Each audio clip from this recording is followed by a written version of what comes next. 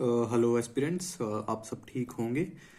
आज हम बात करते हैं पॉलिटिकल साइंस के यूपीएससी के लिए काफ़ी इंपॉर्टेंट टॉपिक पार्लियामेंट के बारे में। पार्लियामेंट काफ़ी इंपॉर्टेंट टॉपिक है एंड इसमें से क्वेश्चन भी आते रहते हैं।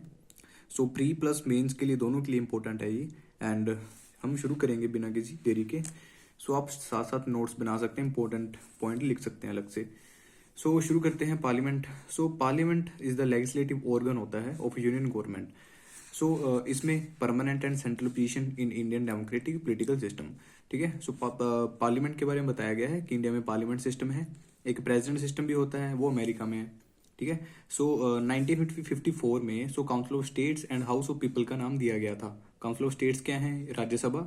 ठीक है, राज्यसभा, क्योंकि वहां से राज्य से आते हैं ना, स्टेट से आते हैं, तो council of states and house of people. ठीक है, बल्कि लोग लोग यहाँ से याद रख सकते हैं आप, हाउस ऑफ पीपल बल्कि लोग। 1954 में इनको ये नाम मिला था। हिंदी नाम मिले थे इनको। Rajya Sabha and Lok Sabha were adopted respectively. Rajya Sabha is upper house है और लोकसभा लोअर हाउस है। ठीक है, तो बेसिक नॉलेज थी। And Rajya Sabha represent state and UT and Lok Sabha represent करती है people of India. As president of India is not member either part of parliament and does not sit in parliament to attend its meeting। ठीक है, लेकिन president integral part है parliament का, क्योंकि इनके बिना कोई भी जो बिल है वो एक्ट नहीं बन पाएगा इनके साइन के बिना। ठीक है। And in this respect the constitutional maker adopted the British model. In Britain the parliament consist of the crown. ठीक है, जो पार्लियामेंट मॉडल होता है अपना ब्रिटेन का, उसमें क्राउन होता है। हमारे जैसे प्रेसिडेंट है उनके क्राउन होता है, एंड वो तो ओबियसली हायरार्की चलती है उनकी। तो हाउस ऑफ लॉर्ड्स होते हैं वहाँ पे, जैसे हमारे राज्यसभा है वहाँ पे हाउस ऑफ लॉर्ड्स होते हैं ब्रिटेन में। एंड हाउस ऑफ कॉमन होते हैं, जैसे हमारी लोकसभा है वहाँ पे हाउस ऑफ कॉमन है। उसको तो बाई कंट्रास्ट द अमेरिका में तो प्रेसिडेंट सिस्टम होता है। ठीक है, इनको इम्पोर्टेंट नहीं है इतना। एंड वहाँ पे सीनेट होती है, एक हाउस ऑफ रिप्रेजेंटेशन होते हैं वहाँ पे। उसको ड्यूरेशन देखिए हम लोकसभा एंड राज्यसभा की। Lok Sabha is not a permanent house, ये हमें पता है, वो 5 साल के लिए बनती है। एंड उससे पहले भी वो डिसॉल्व की जा सकती है अगर प्रेसिडेंट चाहे तो, लेकिन अब उनकी मर्जी नहीं चलेगी प्रेसिडेंट की, काउंसिल ऑफ मिनिस्टर्स उनको सलाह देंगे डिसॉल्व करने के लिए। एंड राज्यसभा देखें तो वो तो परमानेंट हाउस है। 1954 से अभी तक वो कॉन्टिन्यूस चैम्बर है, अभी तक चल रहा है। एंड ये बताया गया कि नेशनल इमरजेंसी में जो लोकसभा की टर्म है वो 1 साल के लिए बढ़ाई भी जा सकती है, तो ये भी आपने याद रखना है। एंड उसके बाद duration of Rajya Sabha. Rajya Sabha is a continuing house है and not subject to resolution. लेकिन हाउएवर इसके जो 1/3 मेंबर्स हैं रिटायर होते रहते हैं वो 2 साल के बाद। ठीक है, इंपॉर्टेंट है ये प्री के लिए कि 1/3 1/3 मेंबर हैं रिटायर हो जाते हैं उसके हर 2 साल के बाद। There seats are filled up by the fresh election, तो फ्रेश इलेक्शन होते हैं उसके बाद। ठीक है। एंड जो फर्स्ट एंड सेकंड बैच था राज्यसभा का, मतलब कि 1954 के बाद जब वो बनी थी ना दोबारा से फर्स्ट एंड सेकंड बैच में, तब एक लॉटरी सिस्टम चला करता था। लॉटरी सिस्टम के द्वारा रिटायर किया गया था मेंबर को, मतलब कि जिसकी लॉटरी निकल गई उसको रिटायर कर देते थे। ठीक है, क्योंकि उस टाइम पे तो ऐसा था नहीं कि 1/3 रिटायर हो जाएंगे, क्योंकि पहले से अभी नई नई बनी है तो पूरे उनकी टर्म भी नहीं हुई होगी 6 साल की। Rajya Sabha the maximum strength of Rajya Sabha 250 fix है, आउट ऑफ विच 233 मेंबर हैं, 233 members are to be representative of states and UT. ठीक है, जो इलेक्टेड इंडायरेक्टली होते हैं। एंड जो 12 मेंबर होते हैं वो नॉमिनेट करता है प्रेसिडेंट। ठीक है, प्रेसिडेंट नॉमिनेट करते हैं राज्यसभा में 12 मेंबर्स को। ठीक है, जिनके पास नॉलेज होती है स्पेशली आर्ट की, लिटरेचर की, साइंस की, सोशल सर्विस की हो किसी ने। ठीक है, अपने याद रखना है इसके बारे में ये।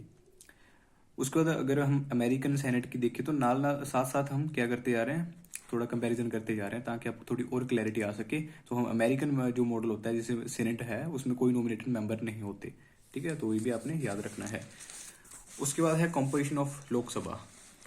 लोकसभा में मैक्सिमम स्ट्रेंथ जो लोकसभा की है वो 550 मेंबर्स के प्रेजेंटली। ठीक है, अभी बढ़ाई नहीं गई अभी, मतलब कि बिल वगैरह सोच तो रहे हैं कि सेंसस के बाद पास होगा। The nomination of 2 Anglo Indians वो खत्म कर दिए गए थे। ठीक है, ये प्री में क्वेश्चन बन सकता है कि जो 2 एंग्लो इंडियंस नॉमिनेशन जिनकी मेंबर्स जो होते थे वो 104 जो कॉन्स्टिट्यूशन अमेंडमेंट आया था 2019 में, तब वो खत्म कर दिया गया था। आउट ऑफ दिस 543 मेंबर्स रह गए are to be representative people of India. And election is based on the principle of universal adult franchise. Universal adult franchise का मतलब है कि जो भी 18 साल का है इंडिया में उससे ऊपर है उसको वोट देने का अधिकार है। एंड एक और प्री का यहाँ पे पॉइंट है कि स्टार्टिंग में जब इंडिया इंडिपेंडेंट मिली थी इंडिया को तो 21 ईयर हुआ करती थी वोटिंग की एज, लेकिन उसको फिर 18 ईयर कर दिया गया। ये भी आपने याद रखना इंपॉर्टेंट पॉइंट है कि 61st कॉन्स्टिट्यूशन अमेंडमेंट आया था 1989 में, उससे 21 से घटाकर 18 साल एज कर दी गई थी। वोटिंग डालने की इंडिया में। अब दो तरह के सिस्टम होते हैं इलेक्शन के, एक होता है प्रोपोर्शनल रिप्रेजेंटेशन सिस्टम, एक होता है first past the post system.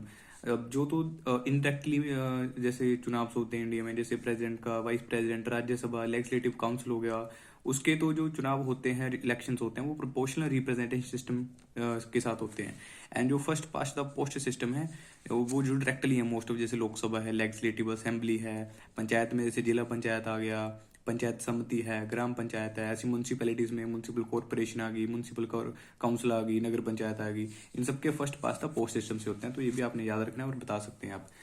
उसके बाद वैक्टिंग ऑफ सीट, की सीट कैसे खाली होती है। सो फर्स्ट है इसमें कि डबल मेंबरशिप के बारे में, ठीक है, मतलब कि हम पूरी पार्लियामेंट के टॉपिक के बारे में हम नजर बना के रखेंगे, पूरा करेंगे मतलब कि अपनी तरफ से। सो कुछ भी छोड़ेंगे नहीं ऐसी खास चीज। तो डबल मेंबरशिप कैसी, लाइक अ पर्सन जो पार्लियामेंट के दोनों हाउस का मेंबर बन जाता है सेम टाइम पे, ठीक है। So because the representation of people act 1951 कहता है provide the following if a person is elected to both the house, both the house मतलब कि राज्यसभा में भी इलेक्ट हो गया और लोकसभा में भी इलेक्ट हो गया, सो ही मस्ट इंटीमेट विद, उसको 10 दिन मिलेंगे, फिर उसको 10 दिन के बाद, ठीक है, उसकी जो सीट है वो खाली हो जाएगी। फिर किस में, अपर हाउस में होगी हमेशा, जो बड़ा हाउस माना जाता है, ठीक है। तो राज्यसभा में खाली होगी, राज्यसभा में क्यों खाली होगी, ठीक है, क्योंकि राज्यसभा को ऊपर अपर हाउस माना जाता है कि बड़ा है, होता तो चलती तो ज्यादा लोकसभा की, लेकिन राज्यसभा को माना गया है, तो उसकी सीट वेकेट हो जाएगी 10 दिन के बाद, अगर डिसाइड वो नहीं करता। उसके बाद सेकंड है कि if a person is elected 2 seats in house, पहले दोनों हाउस की बात थी, अब 2 सीट्स है, एक ही हाउस में 2 सीट्स की बात की गई है। So he should exercise his option for 1, otherwise both seats become vacant. वहां पे राज्यसभा की सीट खाली हुई थी, लेकिन यहाँ पे दोनों सीट खाली हो जाएंगी अगर वो डिसाइड नहीं करता, ठीक है। इसके एग्जाम्पल जैसे राहुल गांधी हुए थे, केरला से हुए थे आई थिंक, एक यूपी से हुए थे इस बार 2024 में, तो उनको एक सीट उन्होंने रखी थी, आई थिंक यूपी वाली, शायद पता नहीं केरला वाली थी। So similarly a person can not be member of both the parliament and state legislature. So his seat in parliament becomes vacant if he does not resign his seat in state legislature. Third ये है कि parliament की जो seat है वो खाली हो जाएगी, ठीक है, अगर वो रिजाइन नहीं करते अपने स्टेट लेजिस्लेचर की सीट से, ठीक है जी। तो इसके बारे में हो गया। उसके बाद है डिस्क्वालिफिकेशन। डिस्क्वालिफिकेशन में if a member of parliament become subject any of the disqualification specified, जो भी कॉन्स्टिट्यूशन में या फिर एनी कोई किसी कानून में दी गई है, तो उसकी सीट वेकेंट हो सकती है। जैसे कि फर्स्ट है एब्सेंस, अगर कोई भी मेंबर ऑफ पार्लियामेंट 60 दिन से ज़्यादा एब्सेंट रहता है तो उसकी सीट वैकेंट हो जाएगी। अगर वो बता के जा रहा है, ये बिना बताया कि अगर बिना बताए कोई 60 दिन से ज़्यादा एब्सेंट रहता है पार्लियामेंट में, तो उसकी सीट खाली हो जाएगी, एब्सेंट हो जाएगी। अगर अनुमति से रह रहा है, वो परमिशन से रह रहा है, तो 60 दिन के बाद सीट नहीं खाली होगी, तो उसको रेजिग्नेशन देना पड़ेगा। कुछ और केस भी हो सकते हैं, a member has to vacant his seat in parliament in following other conditions, जैसे उसकी जो इलेक्शंस हैं वो इनवैलिड डिक्लेयर कर दी गए हैं कोर्ट के द्वारा, या फिर if he is elected to the office of president, vice president या फिर गवर्नर, क्योंकि हाउस ऑफ प्रॉफिट का मामला आ जाता है यहाँ पे, तो फिर भी उसको अपनी सीट छोड़नी पड़ेगी। फिर सेशन ऑफ पार्लियामेंट है, कैसे कैसे। सो एक सम्मन होता है, एडजॉर्नमेंट, फिर adjournment, Saina day, prorogation and dissolution. तो जो तो सम्मन है, इसमें से सम्मन हो गया, प्रोरोगेशन हो गया और डेजोल्यूशन हो गया, ये तो प्रेसिडेंट करता है। और बाकी जो एडजॉर्नमेंट है, एडजॉर्नमेंट साइना डे है, ये स्पीकर करेगा। Adjournment and adjournment Saina day ये स्पीकर करेगा, बाकी सारे प्रेसिडेंट करता है। सो सबसे पहले हम देखेंगे सम्मन के बारे में।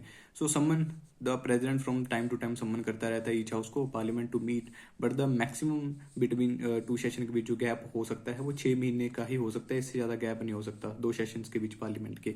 सो in other words the parliament should meet at least, मतलब कि 2 बार तो 1 साल में मिलना ही पड़ेगा, लेकिन अपने वहाँ कितने मिलते हैं, 3 बार मिलते हैं। BMW एक बजट सेशन होता है, फिर मानसून, फिर विंटर का सेशन होता है। So session of parliament is the period spanning between the first sitting of the house and its prorogation. तो नेक्स्ट है एडजॉर्नमेंट के बारे में।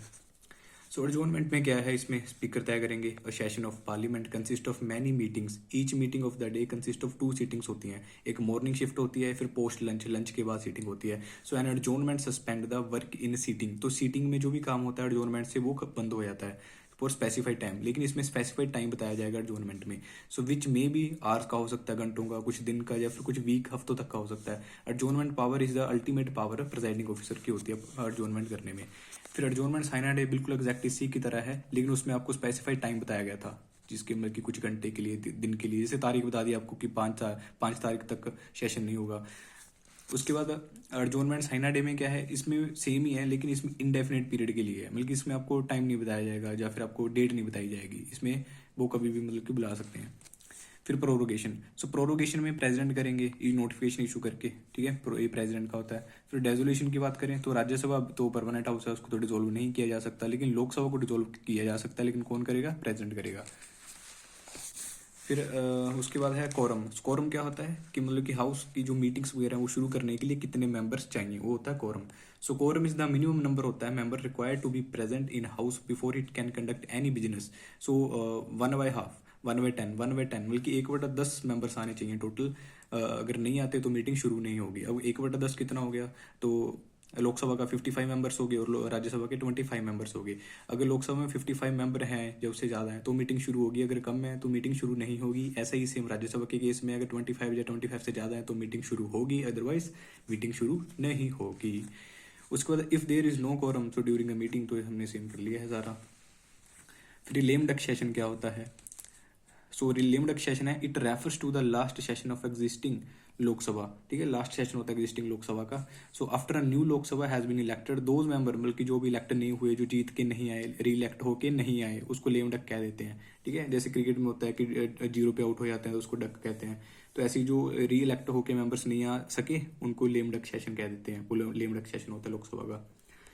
फिर सेक्रेटेरिएट देखें पार्लियामेंट का, so each house of parliament has separate secretarial staff, so their requirement and सब this condition जो होती हैं रेगुलेट करता है parliament. So the secretariat of each house is headed by the secretary general, so he is permanent officer and is appointed by the presiding officer. Speaker मतलब कि इसको बिठाता है कुर्सी पे, परमानेंट ऑफिसर होता है जो सेक्रेटरी जनरल, तो ये क्या करते हैं, रेगुलेट करते हैं हाउस को, पार्लियामेंट को।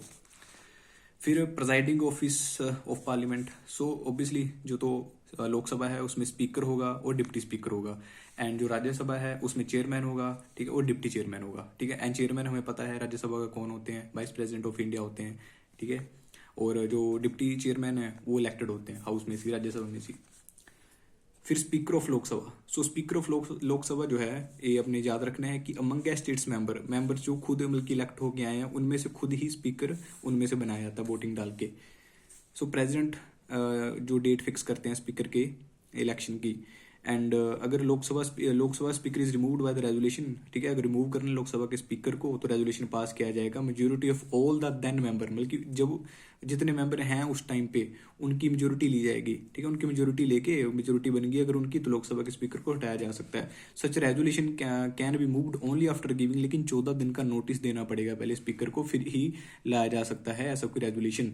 It should be noted here that when ever Lok Sabha is dissolved the speaker doesn't vacant his seat, बल्कि जब डिसॉल्व हो जाती है लोकसभा तो स्पीकर की सीट जो है वो वेकेंट नहीं होगी, and continue still newly elected Lok Sabha meets, जब तक नई लोकसभा नहीं आती तब तक वो स्पीकर अपनी कुर्सी पे बना रहता है।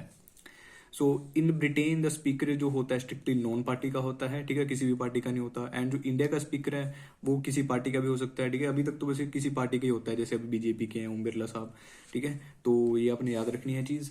एंड ब्रिटेन में ये उल्टी होती है, उसमें किसी नॉन पार्टी का होता है वो, ठीक है, कि बायसनेस ना रहे।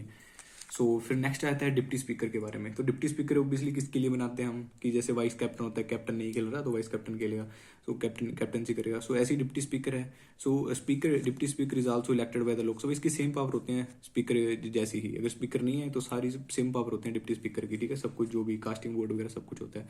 सो इसकी लेकिन जो इलेक्शन की डेट है वो स्पीकर तय करता है, ये आपने याद रखना है, ठीक है sir. The date of deputy speaker election fixed by the speaker up to 10th Lok Sabha. 10th Lok Sabha तक सेम था, जो स्पीकर था, ठीक है, वो रूलिंग पार्टी का था, एंड जो डिप्टी स्पीकर था वो भी रूलिंग पार्टी का था। लेकिन 11th लोकसभा से थोड़ा चेंज किया गया, उसमें से क्या था, देयर हैज बीन कंसेंसस बन गया स्पीकर का, ठीक है। अभी ये ऐसा नहीं है कि कोई कानून बन गया, कंसेंसस है 11th लोकसभा के बाद, ठीक है। प्री के लिए इंपॉर्टेंट है कि 11th लोकसभा के बाद जो रूलिंग पार्टी से होते हैं उनका स्पीकर बन जाता है, और जो डिप्टी स्पीकर होता है वो अपोजिशन पार्टी का बन जाता है, ठीक है। वेरी वेरी इंपॉर्टेंट पॉइंट है, आप इसको दोबारा चला के भी देख सकते हो ताकि अच्छे से नोट्स रिवाइज हो जाएं, क्योंकि काफ़ी बेहतर हम डेप्थ में जाके पढ़ रहे हैं, काफ़ी इंपॉर्टेंट नोट्स हैं ये, सो खुद के बनाए हुए हैं। So the institution of speaker and deputy speaker originate in India, and ये याद रखना है कि इंडिया में ही ओरिजिनेट हुई है ये चीज़, एंड 1921 में। उसके बाद फिर है पैनल ऑफ चेयरपर्सन भी होता है लोकसभा में, ठीक है, बल्कि अगर स्पीकर भी नहीं है, डिप्टी स्पीकर भी नहीं है, तो 10 बंदे चेयरपर्सन होते हैं, उनमें से कोई भी एक बैठते हैं तो वो मीटिंग वगैरह चलाते हैं। ठीक है। और आपने याद रखना है कि अगर सीट ही वेकेंट पड़ी है तो वहाँ पे ऑब्वियसली कोई बैठेगा नहीं, अगर सीट ही वेकेंट है स्पीकर की, लेकिन वो होती नहीं है यूजली। ठीक है, अगर वो एबसेंट है फिर हाँ ये बैठ सकते हैं चेयरपर्सन। फिर एक होता है प्रोटम स्पीकर। ठीक है, 2024 में काफी खबरों में था ये, उस टाइम पे जब इलेक्शन हो रहे थे तो रोला पड़ गया था। तो protem speaker, so as provided by the constitution, अब ये याद रखना है प्री के लिए कि इसको कॉन्स्टिट्यूशन ने प्रोवाइड किया हुआ है। ठीक है, कॉन्स्टिट्यूशन प्रोवाइड कर रहा है आपको the speaker of the Lok Sabha vacant, बल्कि ऐसे डायरेक्टली नाम तो नहीं देता प्रोटम, लेकिन हाँ कहता है कि ऐसे चुनाव करवाने वाले स्पीकर ऐसे चुने जाएंगे एक तरीके से। So first meeting of newly elected Lok Sabha की जो फर्स्ट मीटिंग होती है, देयरफॉर द प्रेसिडेंट अपॉइंट करता है मेंबर ऑफ लोकसभा की को एज द प्रोटम स्पीकर। ठीक है, प्रेसिडेंट तय करते हैं कि कौन प्रोटम स्पीकर बनेगा। So pro tem speaker is the hand of newly elected Lok Sabha and his main duty क्या होती है इसकी, जो नए मेंबर्स आए हैं उनको ओथ दिलानी है। ठीक है, वो इसका मेन काम होता है। So when the new speaker is elected by the Lok Sabha, the office of protem speaker ceases to exist. ठीक है, मतलब कि उसके बाद फिर उनको ओथ वगैरह जब दिला के नए स्पीकर आ जाते हैं, फिर उनमें से वो अपने आप से में से एक स्पीकर चुन लेते हैं, फिर प्रोटम स्पीकर की जो पदवी है वो खत्म कर दी जाती है। ठीक है, तो ये सारा हम पार्लियामेंट के बारे में देखा। अभी कुछ बिल्स वगैरह आते हैं, ठीक है, ये भी काफी ज्यादा इंपॉर्टेंट है, क्वेश्चन बनते रहते हैं इनमें से बार बार। ठीक है जी, तो इसके बारे में हम देखते हैं। सो पहला आएगा हमारा कॉन्स्टिट्यूशनल अमेंडमेंट बिल, सेकंड है मनी बिल, फिर फाइनेंशियल बिल है, फिर ऑर्डिनरी बिल है। कॉन्स्टिट्यूशन अमेंडमेंट बिल का जो आर्टिकल है वो 368 है। ठीक है, इसमें क्या है, एडिट कर सकते हो आप कोई किसी भी चीज़ को कॉन्स्टिट्यूशन में एडिशन कर सकते हो। ठीक है, और मनी बिल में क्या होता है, 110 आर्टिकल में आता है, इसमें टैक्स आ रहा है, जा रहा है, लोन लिया है, दिया है। ठीक है, कंसोलिडेटेड फंड हो गया, कंटिजेंसी फंड हो गया, वो सारा मनी बिल डील करता है। फाइनेंशियल बिल में कोई डेवलपमेंट की चीज़ें, कोई खर्चा एक्सपेंस है, ठीक है, छोटी मोटी चीज़ें, वो सारी हमारे फाइनेंशियल बिल में आ जाती हैं। ऑर्डिनरी बिल में क्या होगा, इसमें जो भी कॉन्स्टिट्यूशन अमेंडमेंट में नहीं आया, मनी बिल में जो नहीं आया, वो सारी चीज़ें ऑर्डिनरी बिल में डाल दी जाएंगी। ठीक है, अब हम देखते हैं कॉन्स्टिट्यूशन अमेंडमेंट बिल। ठीक है, सो पहला है लोकसभा और राज्यसभा, दोनों में कोई भी लेके आ सकता है कॉन्स्टिट्यूशन अमेंडमेंट बिल को। याद रखना है आपने, चाहे लोकसभा लेके आ सकते हैं, चाहे राज्यसभा लेके आ सकती है। कॉन्स्टिट्यूशन अमेंडमेंट जो बिल है संसद में पेश करने के लिए प्रेसिडेंट की जो अनुमति है उसकी जरूरत नहीं पड़ती। ठीक है, no permission required of president, ठीक है, to represent this bill in Lok Sabha इधर राज्यसभा। सो ये इंपॉर्टेंट है, याद रखना है आपने। और लोकसभा में भी स्पेशल मेजोरिटी से पास होगा, ठीक है, अलग बैठ के, और राज्यसभा में भी अलग बैठ के, सेपरेट बैठ के ही पास किया जाएगा। ठीक है, अलग अलग बैठ के, ऐसे नहीं है कि इसमें जॉइंट सीटिंग होगी, इसमें कोई भी जॉइंट सीटिंग नहीं होती जो 108 आर्टिकल के अंदर दी गई है। वेरी वेरी इंपॉर्टेंट पॉइंट, 108 में जो भी जॉइंट सीटिंग दी गई है वो कॉन्स्टिट्यूशन अमेंडमेंट बिल में नहीं लगती, इसमें दोनों को अलग अलग बैठ के स्पेशल मेजोरिटी से पास करना पड़ेगा।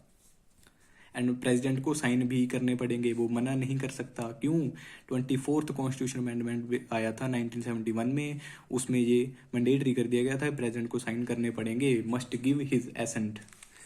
फिर नेक्स्ट आ जाता है मनी बिल। सो मनी बिल हमेशा लोकसभा में ही लाया जाएगा। सो मनी बिल हमेशा प्रेसिडेंट की अनुमति से ही लाया जाएगा, एंड लोकसभा ही इसको लेके आती है। ठीक है, राज्यसभा में कुछ नहीं कर सकती, हाँ वो कुछ सिफारिश कर सकती है, लेकिन 14 दिन ही होंगे उसके पास सिफारिश करने के लिए। राज्यसभा रिकमेंडेशन दे सकती है कि ये चेंज कर दो, वो चेंज कर दो। ठीक है, अगर 14 दिन के बाद वो कुछ नहीं बताती, कोई हलचल नहीं करती, तो पास समझा जाएगा मनी बिल को, याद रखना। ठीक है, सिर्फ लोकसभा में ही लाया जाता है मनी बिल को, वेरी वेरी इंपॉर्टेंट पॉइंट। उसके बाद फाइनेंशियल बिल है। फाइनेंशियल बिल प्रेसिडेंट की अनुमति से ही आएगा। ठीक है, रिक्वायर्ड परमिशन ऑफ प्रेसिडेंट। उसका लोकसभा राज्यसभा कोई भी लेके आ सकता है इसको। फिर जॉइंट सीटिंग इसकी हो सकती है। ठीक है, 108 जो आर्टिकल था उसमें जॉइंट सीटिंग जो बताई गई है फाइनेंशियल बिल में हो सकती है। ठीक है, मनी बिल में भी नहीं होगी, कॉन्स्टिट्यूशन अमेंडमेंट बिल में नहीं होगी। ठीक है, याद रखना है आपने ये। उसके बाद ऐसे याद रख सकते हो आप कि पैसे का, ये भी पैसे का मामला है, ऊपर वाला भी पैसे का मामला है, तो इसमें प्रेसिडेंट की अनुमति की जरूरत पड़ेगी। ठीक है, इसमें पड़ती है, इसमें पड़ती है, दो पैसे वाला मालूम है, प्रेसिडेंट से पूछनी पड़ेगा भाई, इंपॉर्टेंट चीज़ है यार, पैसे खराब नहीं कर सकते। फिर ऑर्डिनरी बिल आ जाता है। सो इसमें ऑब्वियसली ऑर्डिनरी सा बिल है यार, प्रेसिडेंट कहेगा मैं क्यों ही है ना इसमें पढ़ूँ। सो प्रेसिडेंट की कोई रिक्वायरमेंट नहीं है यहाँ पे पूछने की। सो लोकसभा राज्यसभा कोई भी लेके आ सकता है, सिंपल सी चीज़ है। और इसमें जॉइंट सीटिंग हो सकती है 108 में, उसमें फाइनेंशियल बिल में भी होती है जॉइंट सीटिंग, इसमें भी होती है। Very very important point to be remember. उसका स्टेट लेजिस्लेचर का तो सेम ही है यार, उसमें गवर्नर होता है, स्टेट लेजिस्लेटिव काउंसिल। ठीक है, मिनिमम इसमें 40 मेंबर हो सकते हैं काउंसिल में। ठीक है, 1/3 होते हैं टोटल मेंबर्स के। और जितने भी स्टेट लेजिस्लेटिव असेंबली में लगा ले कि 200 मेंबर हैं, तो उसके 1/3 मेंबर इसमें होंगे। ठीक है, 40 मिनिमम 40 है या फिर 1/3। सो लेजिस्लेटिव जो असेंबली है उसमें मिनिमम 60 होते हैं एंड मैक्सिमम 500 होते हैं। ठीक है, आपने याद रखना है, वो सेम इसी चीज़ होती है।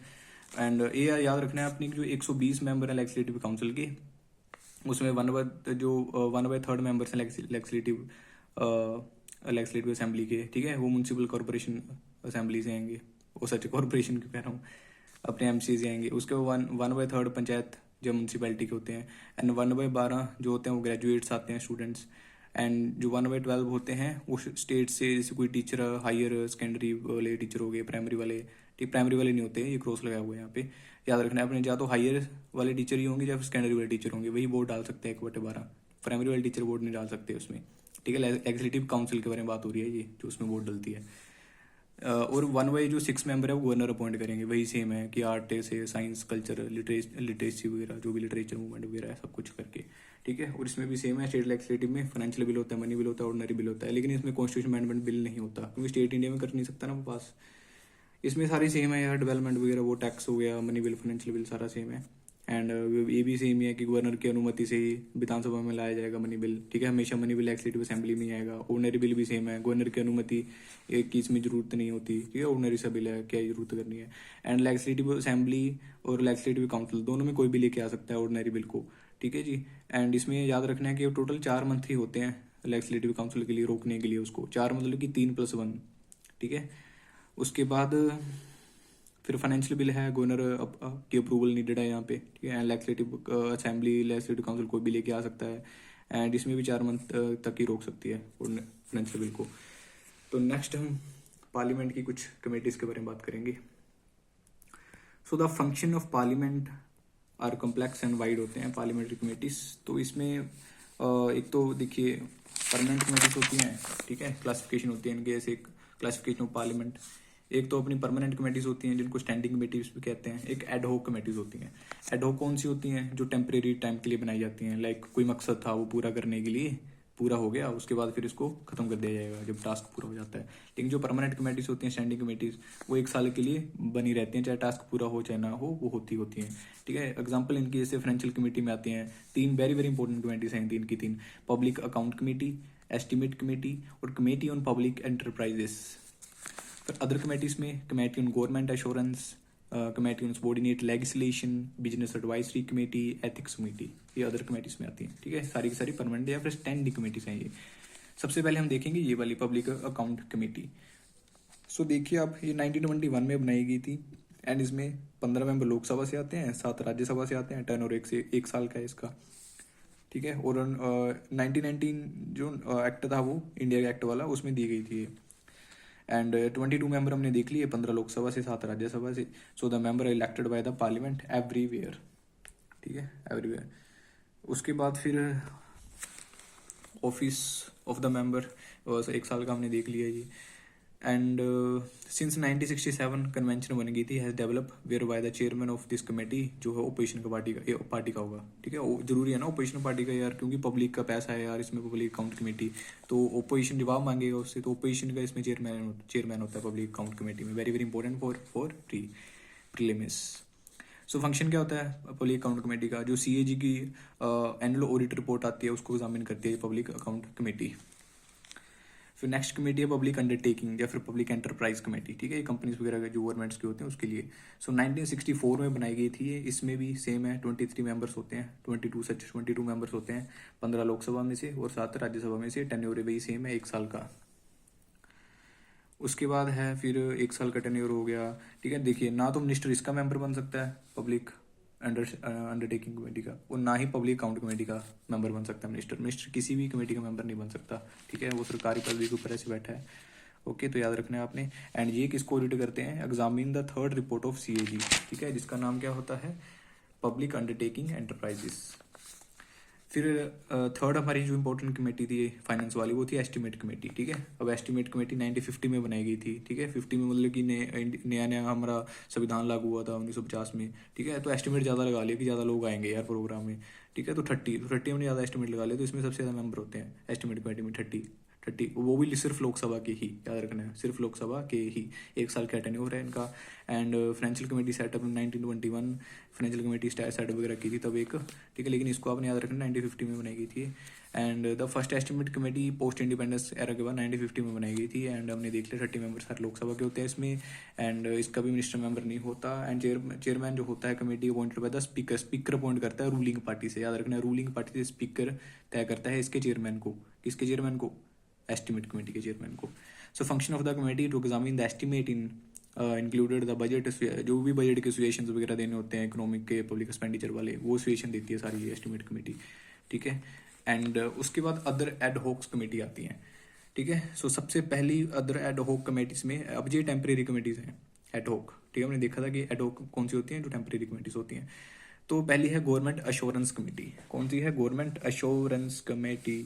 अश्योरेंस मतलब कि अश्योरेंस दिला रही है ये। इसका मतलब क्या होता है कि जो भी किसी मिनिस्टर वगैरह ने, ठीक है, जो भी किसी मेंबर ने प्रॉमिस वगैरह दिए थे कि मैं ये कर दूंगा वो कर दूंगा, undertaking given by the minister time to time, तो उसको देखती हैं ये, ठीक है, कि वो अपने वादे पूरे कर रहा है या नहीं कर रहा, ठीक है। देखती तो क्या है यार, क्या ही वादे पूरे करते हैं वो, लेकिन फिर भी देखती हैं ये। So in the Lok Sabha, so it consist, इसमें 15 मेंबर्स आते हैं लोकसभा से एंड 10 राज्यसभा से आते हैं, तो टोटल कितने हो गए? 25 मेंबर्स हो गए। एंड 1953 में पहली बार बनाई गई थी ये। नेक्स्ट है आती है committee on subordinate legislation. So the committee examine करती है, report to the house whether the power to make regulations, rules, सब rules delegated by the parliament to the executive body are being properly exercised by it. So in both the house of the committee consist 15 members. It was constituted in 1953. 1953 में बनाई गई थी। 15 लोकसभा से, 15 राज्यसभा से आते हैं 1953 में पहली बार, ठीक है। याद रखना है आपने, सबॉर्डिनेट लेजिस्लेशन मतलब की जो भी थोड़े रेगुलेशंस वगैरह हैं, रूल्स वगैरह, बस उसको देखती है ये। फिर बिजनेस एडवाइजरी कमेटी आ जाती है। तो द कमेटी रेगुलेट करती है प्रोग्राम, टाइम टेबल बनाती है हाउस का कि कौन सी मीटिंग कब होएगी भैया, ठीक है, टाइम पे आ जाइए। So the Lok Sabha committee consist, इसमें 15 मेंबर होते हैं लोकसभा के, इंक्लूडिंग स्पीकर को लगा के, ठीक है, इंक्लूडिंग स्पीकर, जैसे इधर लिखा हो ना साइड में शॉर्ट में कि लोकसभा में इसमें 14+1, बल्कि 14 मेंबर्स हैं और एक स्पीकर है। ऐसी राज्यसभा में एक चेयरमैन है और 10 मेंबर्स हैं, तो कितने होंगे? ये 15 होंगे, ये 11 होंगे। अरे इधर देख लीजिए, इधर भी सेम ही है। सो ये हो गया इसका। फिर एथिक्स कमेटी आ जाती है। सो दिस एथिक्स कमेटी, सबसे पहले याद रखना आपने कि राज्यसभा में बनाई गई थी सबसे पहली बार एथिक्स कमेटी, कब? 1997 में। फिर 3 साल बाद लोकसभा ने बना दी कि हम भी बना देते हैं यार 2000 में, ठीक है। अब करता क्या है, ये मिसकंडक्ट हो रहा है जो भी मेंबर्स के द्वारा, उसको फिक्स करती है ये एथिक्स कमेटी, नज़र बना के रखती है। फिर आ जाती हैं डिपार्टमेंटल स्टैंडिंग कमेटीज। सो हमारे पास दोस्तों 17 डिपार्टमेंटल स्टैंडिंग कमेटी बनाई गई थी 1993 में। 2004 में फिर 7 और नई बना दी गई, ठीक है। तो टोटल कितनी होगी? 17 से 24 होगी, 7 और थी तो 24 बन गई total. So the main objective standing committees का क्या था? To secure more accountability of the government, की जो गवर्नमेंट है वो अकाउंटेबिलिटी ज़्यादा दिखाए to the parliament. So they also assist करते हैं पार्लियामेंट को in debating the budget more effectively. So 24 standing committees cover under the jurisdiction of, और इसमें सारे मिनिस्टर्स आ जाते हैं डिपार्टमेंट, सेंट्रल गवर्नमेंट के, ठीक है। Each department standing committee consist 31 members होते हैं, 21 लोकसभा से आते हैं और 10 राज्यसभा से आते हैं, तो टोटल कितने हो गए? 31 members departmental standing committee. So the member of Lok Sabha are nominated by the Lok Sabha का जो स्पीकर होता है वो करते हैं our members, and member of Rajya Sabha are nominated by the chairman among its own member. So minister is obviously, यार हमने बताया था कि minister is not eligible to the nominated as a member of the मतलब okay, 1 साल the term of office each standing committee का 1 साल होता है, ठीक है। अच्छा, एक और चीज़ आपको बताता हूँ इंटरेस्टिंग। सो देखिए 11 बजे सुबह शुरू होता है, ठीक है, पार्लियामेंट का काम। सो 11 बजे तो क्वेश्चनिंग वगैरह की जाती है मिनिस्टर्स को, लेकिन इन्फॉर्म्ड क्वेश्चन होते हैं ये, लाइक उनको पहले बताया जाता है कि भाई आपसे ये सवाल पूछेंगे तो आपके इसका आपको आंसर देना पड़ेगा, तो इसको क्वेश्चन आवर कहते हैं। 11 बजे लेके 12 बजे तक चलता है। फिर 12 बजे जैसे 00 बजे आता है ना घड़ी के ऊपर, तो 00 बज गया तो इसको 0 आवर कह देते हैं कि 12 बजे से लेके 1 बजे तक 0 आवर चलता है। इसमें भी क्वेश्चन ही पूछे जाता है मिनिस्टर से, लेकिन डिफरेंस क्या है कि इसको पहले बताया नहीं आता क्वेश्चन को कि मैं क्या पूछूंगा, कुछ भी पूछ सकते हैं भैया मिनिस्टर से, ठीक है। तो इसको 0 आवर, एंड ये इंडिया में इन्वेंट हुआ था 0 आवर, ठीक है, कहीं इसको मेंशन नहीं किया गया। फिर 1 से 2 बजे तक ब्रेक चलती है कि भाई ब्रेक बातचीत करते हैं यार। फिर 2 से लेके 5 बजे तक तो राज्यसभा, ठीक है, एंड 2 बजे से 6 बजे तक लोकसभा का टाइम होता है, ठीक है। तो राज्यसभा थोड़ा कम काम करती है, लोकसभा थोड़ा ज़्यादा करती है 6 बजे तक, ठीक है। तो इसमें सारा बजट वो भी पास करना है, सारा चीज़ इसमें हो जाती है। उसके बाद है पार्लियामेंट के कुछ डिवाइसेस। तो इसमें सबसे पहले क्वेश्चन आ रहा है, हमने देख ही लिया ऊपर, first are every parliament sitting, ठीक है। फिर उसके बाद हमने क्वेश्चन आर के बाद वो देखा था अपना 0 आर, हाँ, फिर 0 आर आ जाता है, ठीक है। इसमें इंपॉर्टेंट चीज़ें क्या होती हैं जो आपने प्री में याद रखनी है। अच्छा, ये PYQ है, 2026 में आया था ये, अभी स्टार्ट क्वेश्चन, अनस्टार्ट क्वेश्चन, ठीक है, ईजी क्वेश्चन था यार काफ़ी। तो स्टार्ट क्वेश्चन क्या होता है? Star question require and oral answer देना पड़ता है इनको, ठीक है। स्टार जो क्वेश्चन होते हैं स्टार्ट क्वेश्चन, इनको ओरल मतलब ऐसे स्टार सा लगा होता है उनके ऊपर, तो इनको ओरल आंसर देना पड़ता है। ये स्टार थोड़ी है यार। तो स्टार जो क्वेश्चन होते हैं उनको ओरल आंसर देना पड़ता है। तो हैंस जब हम ओरल बात करते हैं तो कुछ भी पूछ सकते हैं, तो इनको हैंस सप्लीमेंट्री क्वेश्चन ये पूछ सकते हैं, कैन फॉलो। लेकिन जो अनस्टार्ड क्वेश्चन होते हैं इनको रिटर्न देना पड़ता है। ऑब्वियसली यार रिटर्न दे के अब ऐसा थोड़ी है कि मैं इधर से लिख रहा हूँ फिर वहाँ सामने वाला लिख के भेज रहा है चिट्ठी, फिर से फिर लिख रहा हूँ फिर भेज रहा हूँ, इसलिए इसमें कोई सप्लीमेंट्री क्वेश्चन नहीं बोल सकते अनस्टार्ड क्वेश्चंस में, याद रखना है आपने। एक होते हैं short notice question. Short notice question में क्या होता है, 10 दिन पहले आपको नोटिस देना पड़ेगा, ठीक है, एंड इनके आंसर भी ओरली देने होते हैं।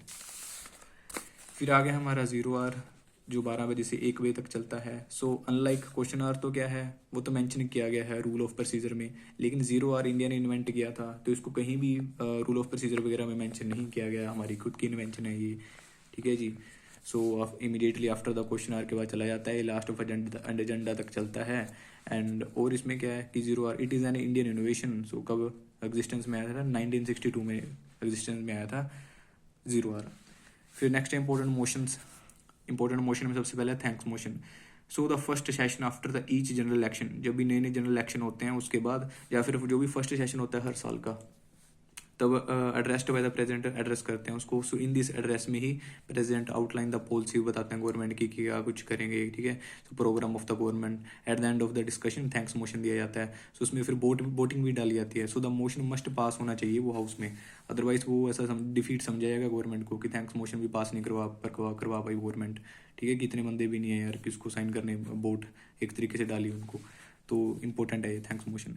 फिर कॉलिंग अटेंशन मोशन आ जाता है, ठीक है, मतलब कॉल करके अटेंशन दे रहे हैं, तो कोई भी कोई इंपॉर्टेंट मैटर आ गया इसमें, ठीक है, जिसमें आप किसी मिनिस्टर को, ऐसे रेलवे मिनिस्टर कोई घटना वगैरह हो जाती है तो रेलवे मिनिस्टर का ध्यान दिलाना चाहते हो आप, तो उसमें आप कॉलिंग अटेंशन मोशन लेके आ सकते हो। एंड ये भी इंडियन इनोवेशन ही है एंड 1954 से अभी तक चल रही है ये, लेकिन 0 आवर की तरह ये it is mention in the rule of procedure, ये रूल ऑफ प्रोसीजर में मैंशन की हुई है, 0 आवर मैंशन नहीं किया हुआ था, वेरी वेरी इंपॉर्टेंट। फिर एडजोर्नमेंट मोशन आता है, ये भी उसी की तरह है, सेम कॉलिंग अटेंशन मोशन की तरह, लेकिन इसको लाने के लिए आपको 50 मेंबर का सपोर्ट चाहिए, वेरी वेरी इंपॉर्टेंट, 50 मेंबर का सपोर्ट चाहिए आपको, ठीक है। एंड राज्यसभा में इसको नहीं लेके आ सकते, Rajya Sabha is not permitted to make use of this device, important है। फिर सेंसर मोशन आ जाता है। So it should state the reason और its adoption in Lok Sabha. It can be moved against individual के खिलाफ भी आ सकता है, मिनिस्टर के खिलाफ भी आ सकता है, ग्रुप ऑफ मिनिस्टर, ठीक है, पूरे इंटायर काउंसिल ऑफ मिनिस्टर के खिलाफ भी आ सकता है। So it is moved for censoring the council of minister for specific policy, ठीक है, कोई स्पेसिफिक पॉलिसी की आपने क्रिटिसाइज करना है। So if it is passed in the Lok Sabha the council of minister need to resign. अगर ये पास हो जाता है सेंसर मोशन लोकसभा में तो रिजाइन देना पड़ेगा कि भाई पास हो गया यार, ये तो इतनी ज़्यादा बहुमत डल गई ओपोजिशन की, तो पास करवा दिया सेंसर मोशन, तो इस्तीफा देना पड़ेगा, ठीक है, काउंसिल ऑफ मिनिस्टर्स को। उसके बाद नो कॉन्फिडेंस मोशन, तो ये तो कोई है कॉन्फिडेंस चेक करने के लिए कि कितनी मतलब कि वो है अपने पास बहुमत वगैरह। So it is need to state the reason of, अच्छा इसमें नोट स्टेट द रीजन, बल्कि उसमें आपने रीजन बताना था सेंसर मोशन लेने के लिए कि क्यों लेके आ रहा हूँ सेंसर मोशन। लेकिन नो कॉन्फिडेंस मोशन में आपको कोई जरूरत नहीं है कि मैं क्यों लेके आ रहा हूँ इसको, ऐसे लेके आ सकता हूँ अपने मतलब से कि जैसे मुझे लग रहा है कि भाई कॉन्फिडेंस नहीं है सरकार के खिलाफ, सरकार के पास, तो मैं लेके आ सकता हूँ। सो if it is past Lok Sabha तो काउंसिल ऑफ मिनिस्टर को मस्ट रिजाइन देना पड़ेगा। उसके बाद तो बस ये था हमारा पूरे पार्लियामेंट का टॉपिक हमने क्लियर कर लिया। कोई भी कमेटीज होती हैं, ठीक है, परमानेंट एड हॉक कमेटीज जो भी, ठीक है, मेंबर, स्पीकर, ठीक है, कैसे चुनाव होते हैं, ठीक है, कौन सी मतलब कि किस तरीके से सारा सिस्टम होता है, हमने पूरा क्लियर कर लिया है। कुछ भी हमने ऐसा मेन चीज़ छोड़ी नहीं है प्री के लिए, और मेंस में भी आपको काफ़ी अच्छे नोट्स मिल सकते हैं यहाँ से। तो ये था, आप साथ में नोट्स बनाते रहें, अगर नहीं समझ आ रहा तो इसको बार बार देखें, ठीक है, ज़्यादा स्पीड में देख सकते हैं अगर आपके पास कम टाइम। वैसे मैं छोटी वीडियो इसलिए बनाता हूँ ताकि आपकी कम टाइम में ज़्यादा क्वालिटी के साथ अच्छे से टॉपिक कवर हो सकें। सो धन्यवाद, चलते हैं, शुक्रिया।